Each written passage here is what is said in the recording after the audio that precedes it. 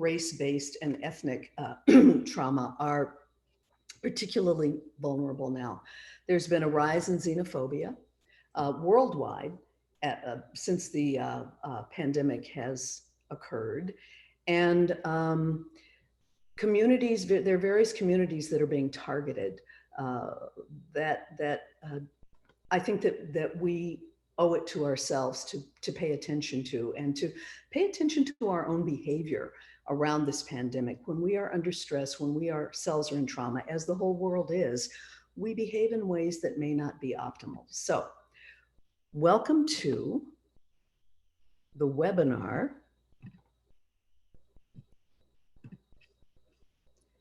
called Communities of Care. And I start this by saying that we are only as healthy as our most vulnerable. And this really comes out of a South African philosophy, the Ubuntu philosophy, that says, I am because you are.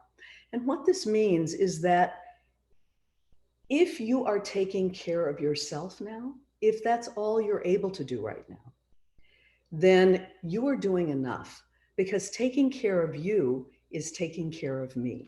We are interdependent.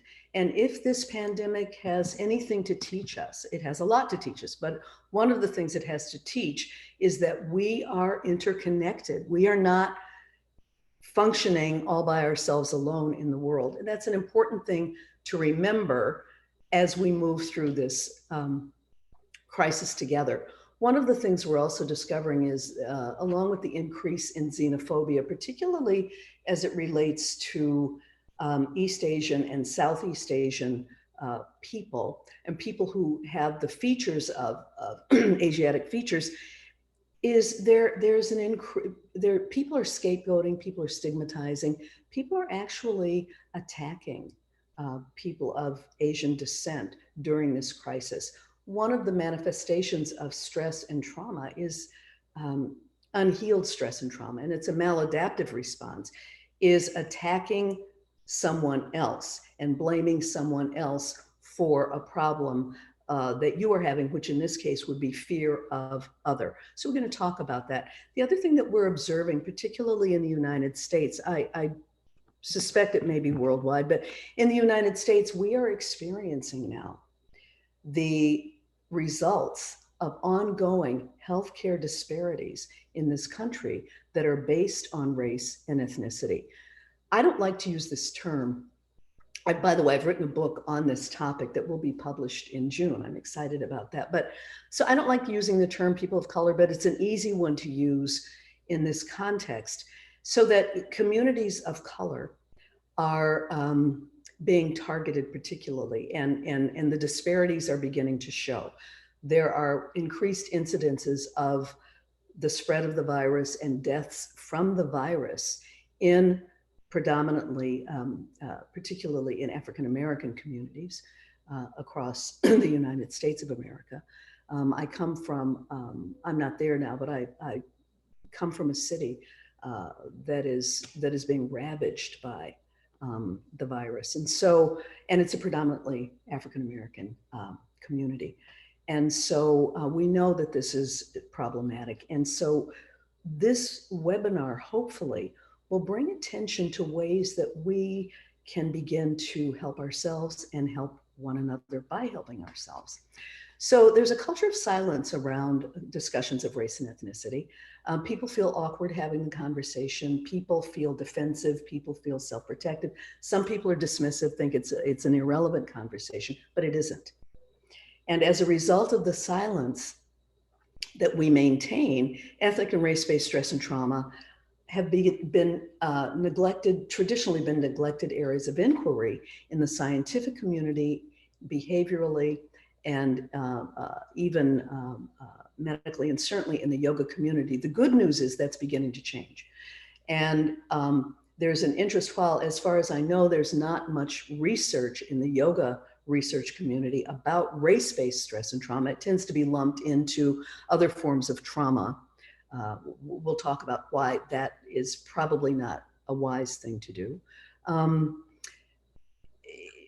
There's at least an interest being expressed now in race-based stress and trauma, and how therapeutic interventions, particularly in the yoga community, can be supportive of alleviating the distress caused by it. So ignoring race-based stress and trauma and acting as if it is not important really results in more stress and more trauma. It is not helpful. It doesn't make anything go away. It just really makes things fester and become really worse.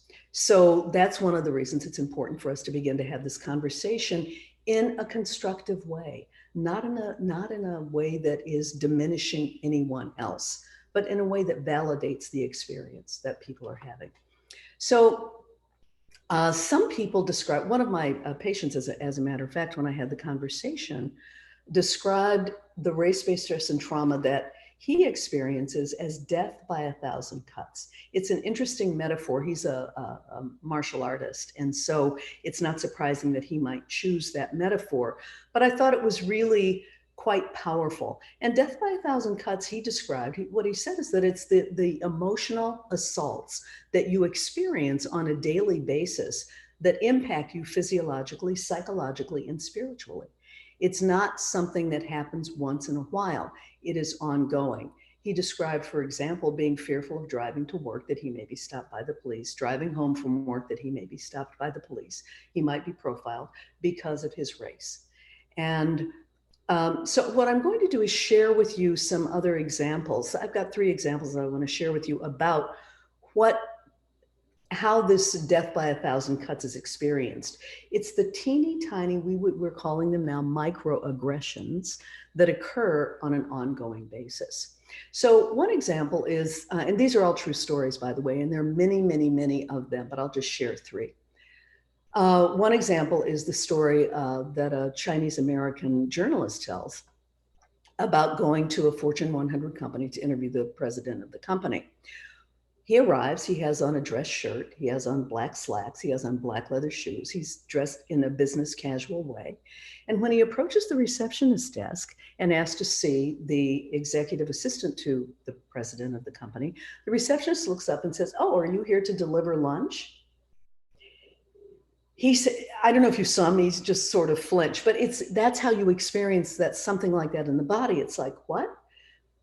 He said that when she said it, it was not an unfamiliar mistake that people make, a stereotype that people have, that Chinese American people deliver food for people. He said it wasn't the first time it happened for him. He said in college, when he used to bring dinner for he and his girlfriend to share to her dormitory, the dorm attendants would frequently ask him if he was delivering food from the local Chinese restaurant down the street. He said it always made him feel humiliated and diminished, and was a painful experience for him, but that he never really said much about it. So while he was having this moment of reflection, the receptionist evidently recognized her error. But this is what she said to him. She said, the president of the company always orders Chinese food for lunch, so I thought you were here to deliver the food.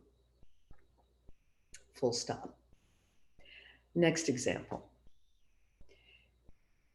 I referred one of my clients, who was a full-bodied, brown-skinned African-American young woman, to several yoga studios. She wanted to begin to practice yoga because she was asthmatic and knew that it might be helpful to her to begin the practice.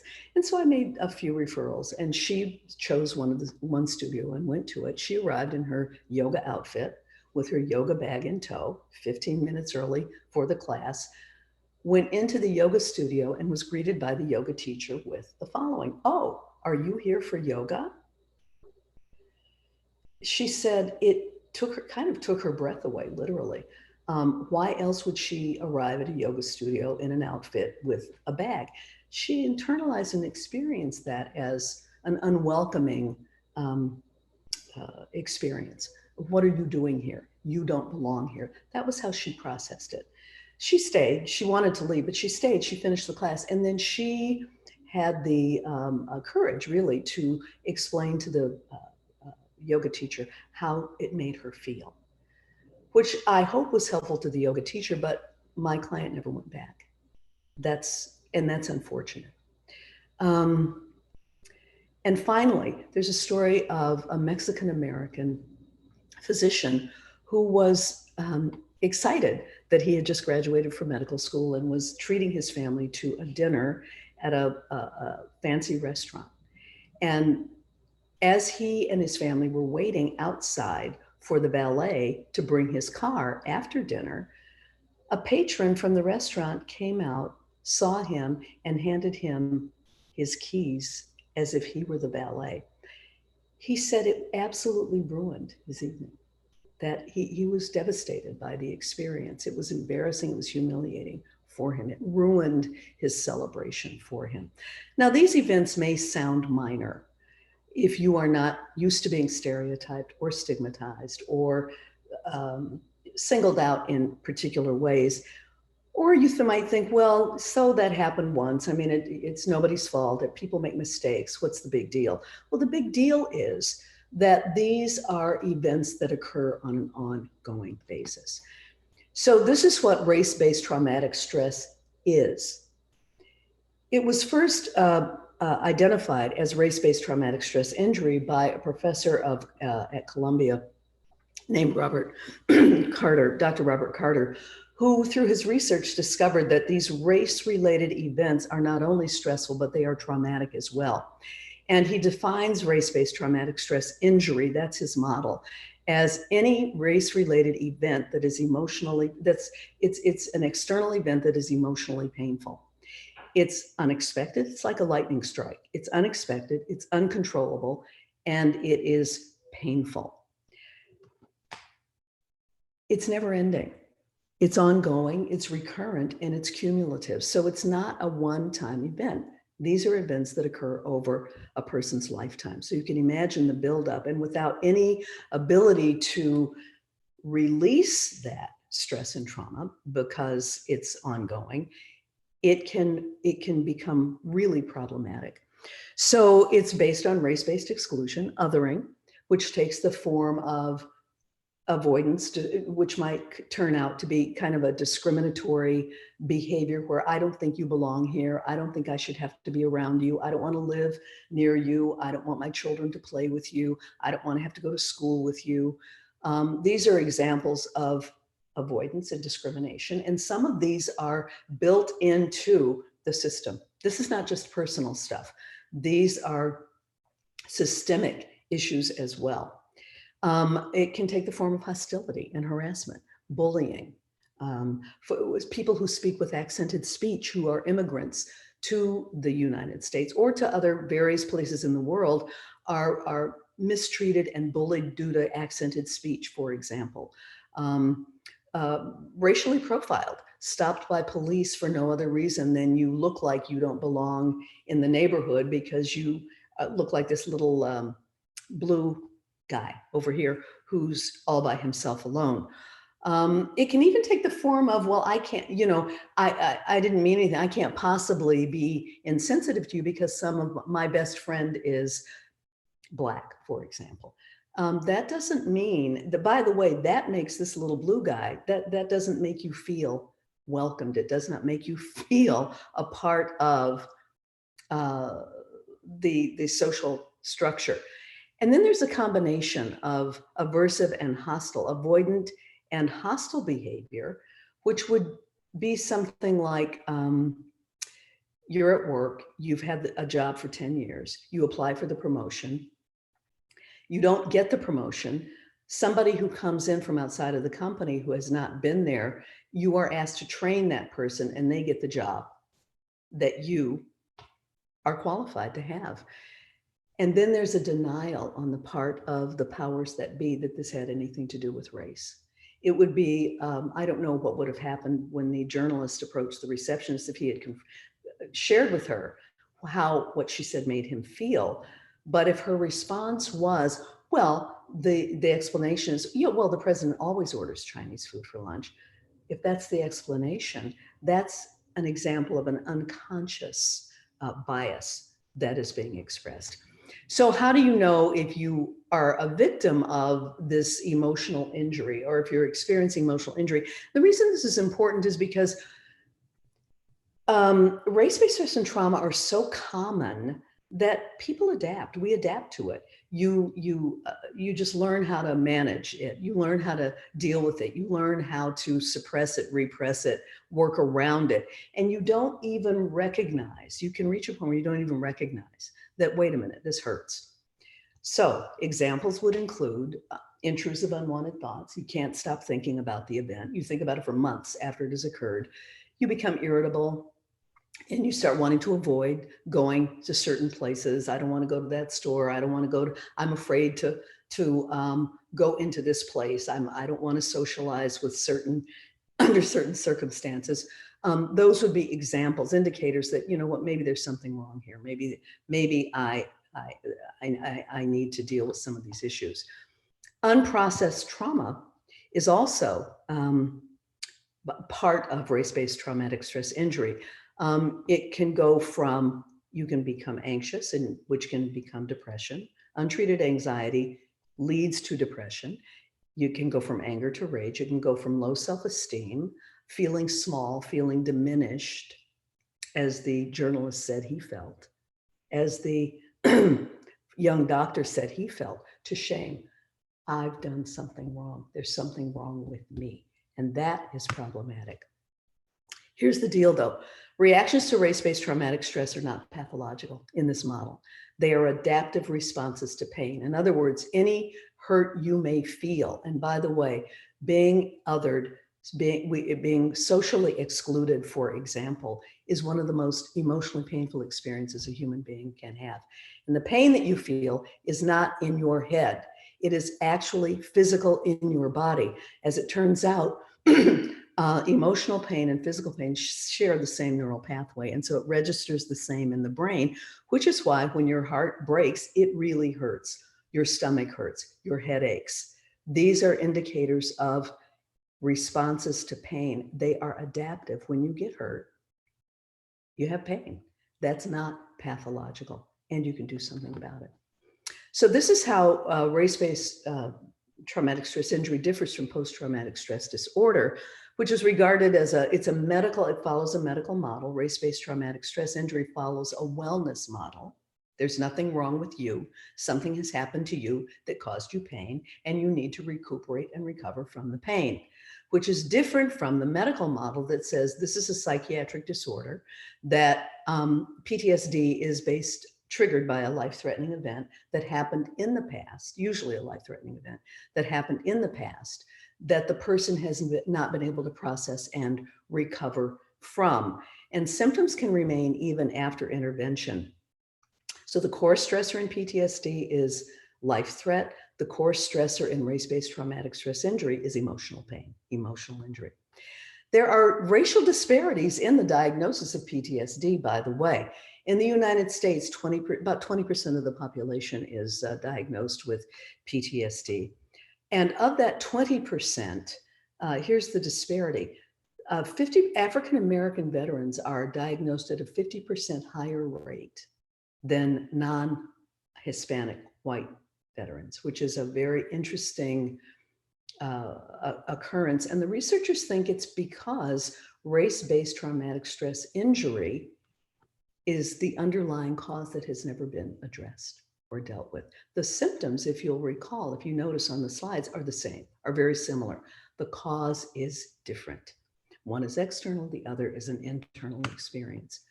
Oh yeah, there's one, before I get to this, there's one other interesting research study that demonstrated that Chinese American veterans, this research was done after the Vietnamese War, that in Chinese American veterans, race-based traumatic stress injury was predictive of PTSD. So there's one more component to race-based stress and trauma that is important, and it's called high effort coping. And you see this guy pushing this thing up the hill like Sisyphus that may come rolling back down. And so high effort coping is actually a behavioral phenomenon that African Americans engaged in after the Civil War, when they were emancipated from enslavement, in an attempt to work hard, which they already were doing. These were hard workers. These are not lazy people. They're hardworking people.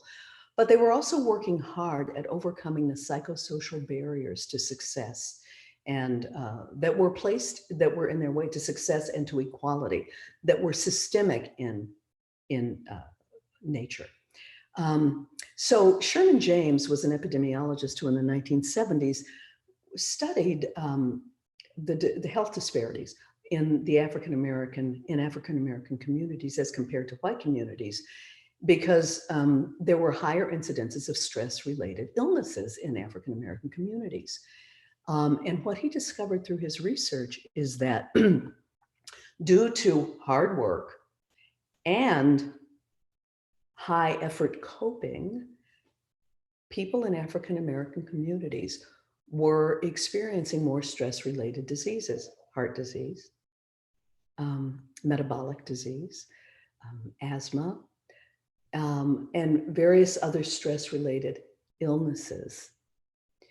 In her book, Becoming, Michelle Obama describes, she describes herself as marching to the beat of unending effort and a willingness to put up with misery to achieve a goal. That was not a one-time thing. She describes that as a lifetime of effort. She didn't call it high effort coping, but that's what it is. And it's the combination of race-based stress and trauma and high effort coping that compromises health, and that is compromising communities who are engaged in all of this now, making them more vulnerable to the spread of the virus and to the most painful outcomes, which including death. So what does yoga have to do with any of this? Well, the Yoga Sutras tell us that the Yoga Sutras, for those of you who don't know yoga, are 196 aphorisms that explain the theory and the philosophies and practices of yoga. And one of the things the sutras tell us is that yoga helps overcome pain and suffering. Now, we know that all pain and suffering cannot be eliminated, but we do know, the research shows that we can reduce our pain and suffering. And it's yoga is an effective, yoga practices are effective in that way. But one size yoga doesn't fit all.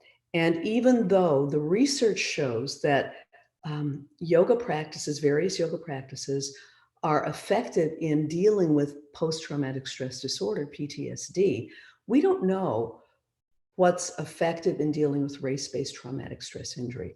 They are now conflated. But I will tell you that many of my clients who have gone through trauma-informed yoga trainings and experiences are not necessarily positively impacted. These are Black and brown folks because they're having a different experience and they need a different approach. So the sutras also tell us, however, that yoga balances ease and effort. So my hypothesis is the following. For people who are experiencing ongoing race-based stress and trauma, who are engaged in high effort coping, it makes sense to me that a yoga practice that balances ease and effort would be very helpful. I hope that yoga researchers or even medical researchers begin to get curious about this. And hopefully, I would love for those who do research. I'm a clinician, so I don't do the research. I just make the theory and do the practice. This is how restorative yoga can help. Restorative yoga balances the nervous system. Those of you who practice it understand, and those of you who are new to it will learn that we use props. You see a bolster, you see a blanket, a couple of blocks, and a cushion. We use props to support the body in holding yoga postures. So it's mostly done on the ground, obviously, to hold the body in yoga postures for extended periods of time as the parasympathetic nervous system, which is the part of the nervous system that slows us down and that evokes the relaxation response, is stimulated. When the parasympathetic nervous system, the rest and digest system, and the sympathetic nervous system, the fight-flight system, are in balance, we are in homeostasis. We are in health. We are in a state where restoration, recuperation, health, and growth can occur with a balanced nervous system. It evokes the relaxation response, which is a real scientifically based, evidence-based response pioneered by mind-body medicine physician Herbert Benson. You can if you haven't read his book, The Relaxation Response, I suggest that you get it. One of the things that Benson says also, by the way, that I think is really important is that he sees medicine as a three-legged stool. Medical procedures, pharmaceuticals, and self-care. He says that the ideal for him is that for 95% of medical treatment to become self-care. Restorative yoga is a beautiful self-care practice. Anybody can do it. Anybody can do it. You can do it by yourself. You can do it in, not these days in a group, but you can do it alone. You can learn it on your own and practice it on your own.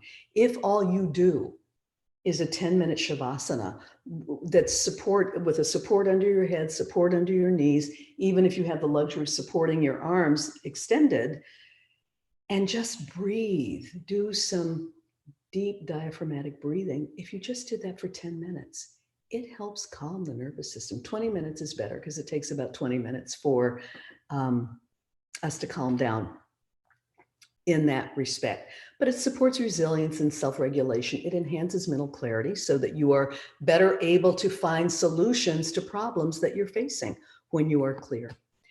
And finally, creating communities of care, the yoga of relationship. We're hardwired for connection. Social exclusion is painful. Physical distancing is not the same as social exclusion, by the way. So physical distance may be frustrating and painful, but if it's a form of self-care, that's what we're doing. And it's not just taking care of me, it's taking care of all of us when we are practicing these, taking these recommendations that help mitigate the spread of this pandemic. I think the yoga community is an ideal community for having these conversations, for taking a deeper dive into the exploration of race-based stress and trauma. Why? Because yoga means union. It means the connection of body, mind, and heart, the connection of one human being to the next. It's an invitation to intimacy with our breath, with our bodies, with our emotions, with our minds, and of connection to others, even to those who are different from us, even to those who are different from us. I think we have a responsibility because of this. And all of this, we know all of this. Those of us who are studying yoga know that this is the expectation. Yoga doesn't tell us to reject. Yoga tells us to embrace. And that includes to embrace difference. We are not all the same. We're not all having the same experience here. We don't have to. And so we have to begin to understand one another. We have to be willing to give up trying to get agreement to moving toward understanding. That's the next evolution, I think, in consciousness. So I just want to give a couple of examples and then we'll go to the Q&A. I had a client who gave a TED talk on her journey from being a homeless pregnant teenager, eating out of garbage cans, no place to live, no shelter from the elements, to becoming a well-respected, brilliant university professor.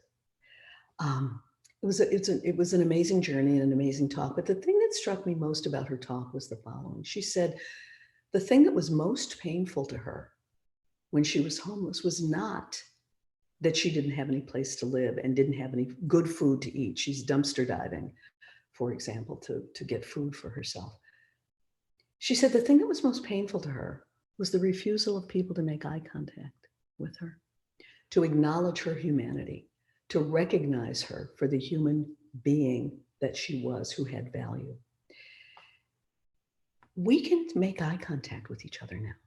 We don't have to do any more than that. I was in the grocery store the other day and we're keeping our distance. Everybody had their masks on.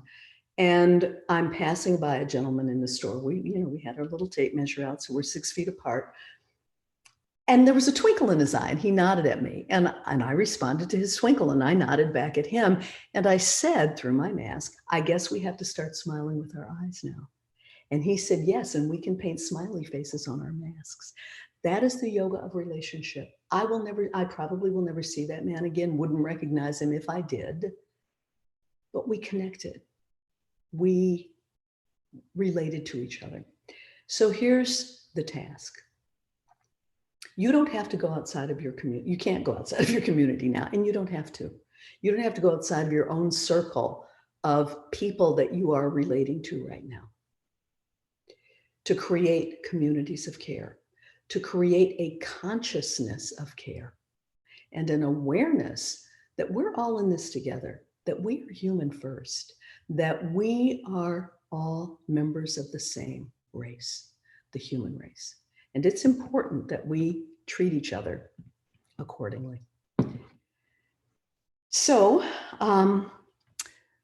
let me see how I can get out of here. Okay, here we are. Am I full screen? I'd like to be. I don't know. I'm afraid to touch anything now. So what I'm going to, I don't know if I'm full screen or not. Stop share. Okay, we'll do that. Okay, I did that. And maybe I'm full screen. I can't tell. Here I am. I'll be full screen to myself or something like that. There I am. So what I'd like to do is invite you. We're going to have time for Q&A. But before that, what I want you to do is just sit back. I'm going to read something to you that a dear friend of mine wrote. It's a beautiful poem. And I want you to just sit back. And if you'd like to close your eyes, do. But I want you to try to absorb what I'm going to read to you. And the poem is called Joshua Trees Know. I happen to be, I forgot to show my little Joshua tree slide, but that's okay. I happen to be near Joshua Tree National Forest right now, by the way. They're very interesting structures. But let me read this to you. Joshua trees know each other. Root systems connecting across vibrational sand.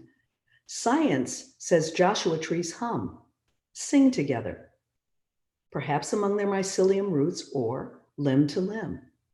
Mystery. Whatever happens to one happens to all. Evolved consciousness, oneness. Joshua trees know. How do we awaken to this too? This is a poem written by Cheryl Netsky. So just take a moment to digest that and to absorb that we are one. We are not the same. We are not the same, but we are all members of this human race. We are all struggling with stress and trauma. And there are specific forms of stress and trauma that deserve to be addressed, and race-based stress and trauma is one of them. So thank you for your kind attention. I will open to, there's some questions. This is from Julissa, and she says, thank you, Dr. Parker. This is amazingly helpful and eye-opening. I shed a tear over how relatable those stories were. What would be the real frequency per week do you suggest we do restorative yoga to overcome our race-based stress and trauma? Well, I think that I've been doing it every day. I've been doing at least a 20-minute practice every day. Sometimes I do more, but since I am at home now and not going out into the world doing other things, I'm giving myself this practice. Judith Hanson-Lassiter, who I think is going to be one of the presenters, who really brought restorative yoga to us, talks about in her first book that she practiced restorative yoga every day for a year after the loss of her brother. So I think that the more the better. And if you can only do it for 10 minutes, that's fine. However much time you set aside, but it's about acquiring the discipline to just make that part of your schedule. The hardest thing about restorative yoga is being still. It can, sometimes you feel like you want to just jump out of your skin, but when you stay with it long enough, when the mind relaxes, the body releases stress. When the body releases stress, it comes up in interesting forms. Sometimes it comes up as an involuntary twitch. a thought, a memory, an emotion, sometimes spontaneous laughter, sometimes spontaneous tears. A lot of things occur, but if you can just not get involved in whatever's coming up and just stick with the practice, over time, the nervous system calms. And that's where the restoration and repair occurs. So do it as frequently as possible. So this one is from Matt Taylor. Thank you, Dr. Parker. So important to have people recognize these forms of trauma. Any suggestions of ways to counter-respond when we hear or are present when someone speaks or acts in a way that might create a microaggression? Well, one of the things that's interesting about microaggressions is they usually take your breath away. It's like, whoa, you barely know what to say. So I say, if we engage in these practices, our yoga practice, this is why I like yoga for this. As we engage in our yoga practices, which teach us to pause before we react, we have an internal trigger, for example. You get triggered internally. Somebody says something that is shocking to you or upsetting to you. Just take a few breaths. Do what your grandmother said. It's grandma's wisdom. Count to 10 before you say anything. We take a few breaths and then we can respond. But this is why I say we have to do our own inner work, because if any of this stuff is freaking you out, you can't be helpful. You cannot be helpful when you yourself are freaked out about something somebody else is saying or doing. When you are centered and calm, you begin to ask yourself, what is the situation asking of me and how can I elevate it? That's the question you want to ask yourself. So I don't have a pat answer for you. I don't have a prescriptive answer for what you should say. But if you are upset and freaking out, you probably shouldn't say anything. You need to be still and quiet and let the silence speak. I hope that was helpful. Demita Wright, this was great. What time is it? Let me make sure okay, good, we got time. Hi, Demita. This was great. Thanks so much. What do you notice in yourself for those you have, or those you have treated, as the difference in response to incidents of racially based traumas? What is the change in the nervous system response? Over time, when you engage in these practices, the nervous system becomes regulated, and it is not stuck in fight-flight response. It is not stuck in a state of trauma. It is not contracted around stressful experiences. And so you have more clarity, you have more ability to respond in situations. You're not acting out. There's a story that I tell a lot of stories in my book about that would answer this question, but when somebody says something that is offensive to you, when your nervous system is regulated, when you're in self-regulation, you are able to respond from a place of clarity, from a place of compassion, from a place of forgiveness, from a place of engagement. We want to be able to, so here's the deal. When you make the relationship that you're in equal to or greater than the issue or the task, then you can respond from that place of recognizing this is a relationship. I can either get involved in the issue or the task, which now you're in dysfunction, or I can honor the relationship. What response can I make that honors the relationship? I don't know if that's helpful. I hope it is. I'm reluctant to give specific answers because, each situation is different and they always take you off guard. And so the practice is in keeping ourselves calm, we co-regulate each other's nervous systems. So if I'm calm and peaceful in response, even though I may have to give you a kind of a harsh response. This is not saying that, I'm not able to do that I can be direct and confrontational when necessary, but not hostile, you see, in my response, not emotionally bent out of shape in my response. That's the goal, is to calm yourself so that in the presence of others, this sense of calm takes over, and then you can have the conversation. Tamia McEwen. Dr. Parker, thank you so much. How can I, as a yoga teacher, wellness support provider, not specifically trained in restorative yoga, shift as practice to be more healing centered and restorative? So, ouch. I'm uncomfortable with the way I'm sitting here. I'm moving. I don't quite know how to answer that. How can I? You can well, I would suggest that you do some reading. I mean, one of the things that you can do, you can go on my website, for example, and I have resources there that can help you with what you're describing, and you can learn about what restorative yoga does, what it is, and how to apply it in situations. No matter what kind of yoga you're practicing, yoga is always a breath practice. We have only a few more minutes left, so I'll finish this up. Yoga is a breath practice, so you can always go to the breath, and you can teach people to slow their breath, to connect with their breath, which is a calming experience to the nervous system. And what we're trying to do is to regulate the nervous system. So I have one more. I think I may have time in chat. It says, this is great. Thank you for this. Nice. That was from Danielle Graham. So this has been my pleasure. I hope it was helpful to you. Yeah, that's it. And I've enjoyed sharing this information with you. Be well. And remember, we are all in this together. Take good care. Thank you.